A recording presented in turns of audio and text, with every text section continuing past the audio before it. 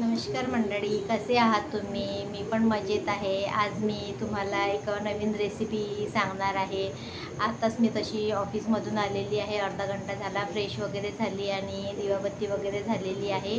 आज मी लौकीचे पकोडे बनवणार आहे. तर ते मी तुम्हाला कसे बनवतात तर त्याची रेसिपी वगैरे सांगणार आहे. की 2 आलू घेतलेले आहे आणि एक लौकी आहे. याच्यामध्ये कांदा वगैरे चिरलेला आहे आणि 2-3 मिरच्या वगैरे पण चिरलेल्या आहे, बघू शकता तुम्ही. तर मी आता लौकीला आणि आलूला किसून घेणार आहे. मी आता लौकी किसून घेत आहे. मी लौकीला स्वच्छ धुवून घेतलेली आहे.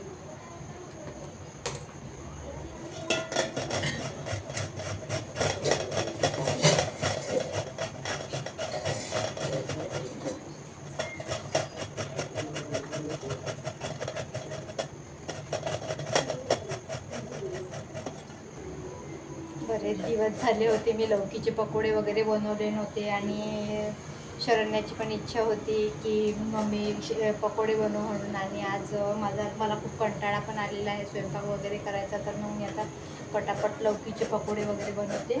मी आधी आलू किसून घेतलेला आहे. लौकी किसून घेतलेली आहे. याच्यामध्ये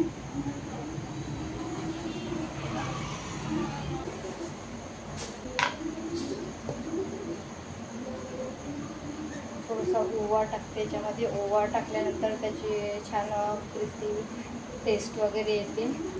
रश्मी शरण्याला तसं ती शरण्या खात नाही लौकी, पण पकोडे वगैरे केले तर ते तिला खूप आवडतात. आणि लौकी शरीरासाठी पण खूप छान राहते. त्याच्यामुळे मी ती तशी खात नाही तर एखाद्या वेळेस पराठे वगैरे करून देते, नाही तर मग पकोडे वगैरे केले तर ते तिला खूप आवडतात.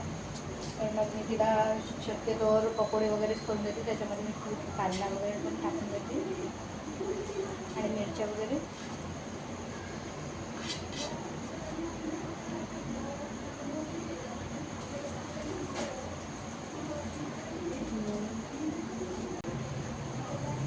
याच्यामध्ये तिखट टाकलेलं आहे 1 चम्मच आणि हळद वगैरे टाकलेली आहे आणि मीठ टाकून देते थोडंसं टेस्टसाठी.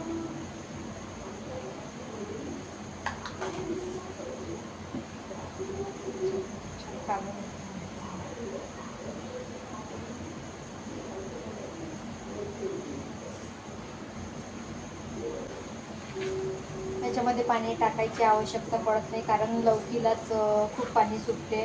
तर त्याच्यामुळे पाण्याची काहीच आवश्यकता राहत नाही याच्यामध्ये.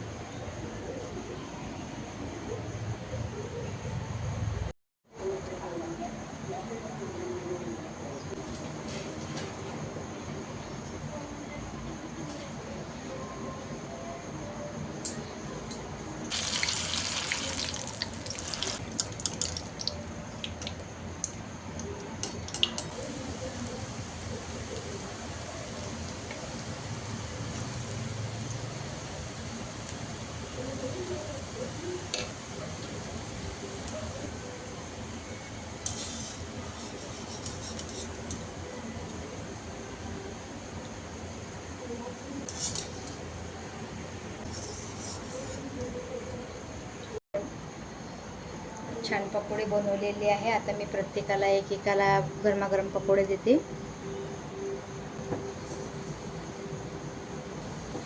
तुम्हाला रेसिपी कशी वाटते तर कमेंटमध्ये सांगा मला. जर आवडल्यास लाईक करा, शेअर करा आणि सबस्क्राईब करा.